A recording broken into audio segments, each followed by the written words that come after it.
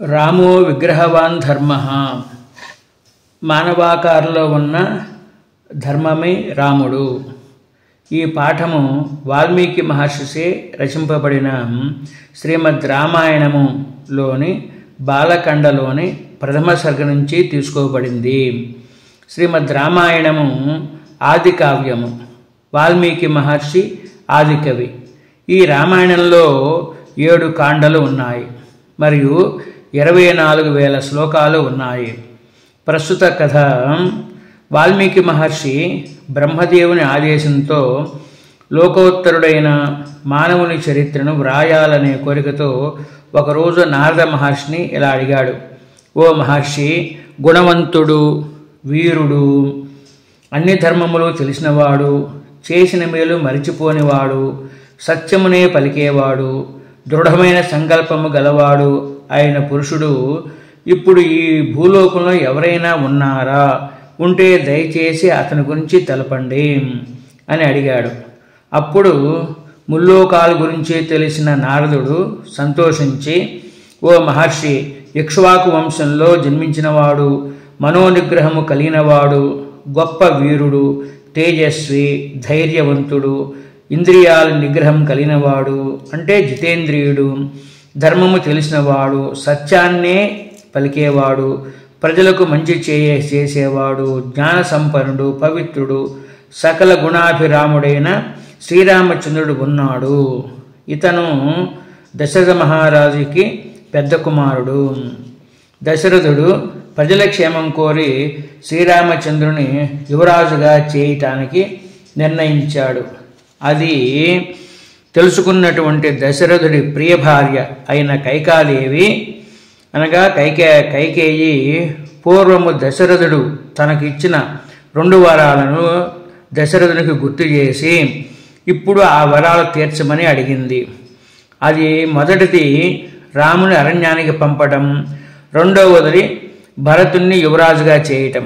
దశరథుడు కూడా ధర్మానికి కట్టుబడినవాడు కాబట్టి ప్రియమైన రాముణ్ణి అరణ్యానికి పంపవలసి వచ్చింది.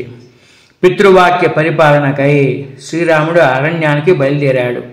సుమిత్ర కొడుకైన లక్ష్మణుడు కూడా అన్నపైన ప్రేమతో రాముని వెంట బయలుదేరాడు. శ్రీరాముని ధర్మపత్ని అయిన సీత కూడా రాముని అనుసరించింది. పౌరులు, దశరథుడు కూడా కొంత దూరం వెంట వెళ్ళారు. గంగా తీరముల గల శృంగి బేరపురము వెళ్ళి అక్కడ నిషాదులకు రాజైన గుహుని సహాయంతో సీతారామ లక్ష్మణులు గంగానదిని దాటారు. పిమ్మట భరద్వాజ మహర్షి ఆదేశంతో చిత్రకూటానికి వెళ్ళి అక్కడ పర్ణశాలను నిర్మించుకొని నివసింపసాగారు. ఇంతలో దశరథుడు మహారాజు సుతునికై విలపిస్తూ చనిపోయాడు. అప్పుడు వశిష్ఠుడు మొదలైన వారు భరతుని రాజుగా చేయగా అతను అందరికీ అంగీకరించలేదు. మహాబలుడు, వీరుడైన భరతుడు అడవికి వెళ్ళి శ్రీరామునితో, అన్నయ్య, ధర్మం తెలిసిన నీవే అయోధ్యకు రాజువు, నీవే రాజ్యాన్ని పరిపాలించు అని వేడుకొన్నాడు. కానీ రాముడు తండ్రి ఆదేశానుసారము అందుకు అంగీకరించలేదు.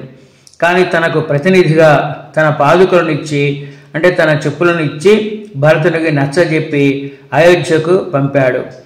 తన కోరిక తీరకుండానే వెనుదిరిగిన భరతుడు నంది గ్రామానికి చేరి సింహాసమునందు రాముడి యొక్క పాదుకలను ప్రతిష్ఠించి రాముని కొరకు ఎదురు చూస్తూ రాజ్యపాలన చేస్తూ ఉన్నాడు.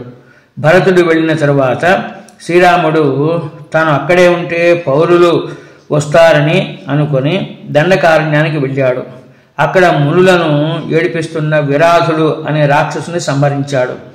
అనంతరము రాముడు శరభంగ మహర్షిని, సుతీక్షుని, అగస్త్యముని, అతని సోదరుడైన సుదర్శనుని దర్శించాడు.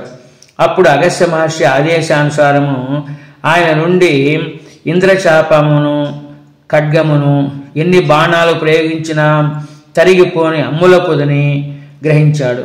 రామచంద్రుడు దండకారణ్యంలో ఉన్నాడని తెలుసుకొని ఋషులందరూ అక్కడికి వచ్చి తమ బాధలను చెప్పుకున్నారు. రాక్షసులను వధించమని కోరారు.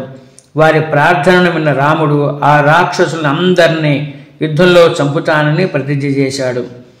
దండకారణ్యంలో జనస్థానము అనే ప్రదేశంలో నివసిస్తున్న రావణుడి చెల్లెలు శూర్పణఖ తన వికృత చేష్టలతో విసిగించగా రాముడు ఆదేశానుసారము లక్ష్మణుడు ఆమె యొక్క ముక్కు చెవులు ఖండించి అందవికారంగా చేశాడు. అప్పుడు శూర్పణఖచే రెచ్చగొట్టబడి యుద్ధానికి దిగిన కరుడు, దూషణుడు, త్రిశూరుడు మొదలైన 14,000 మంది అంటే 14,000 రాక్షసులను సంహరించాడు.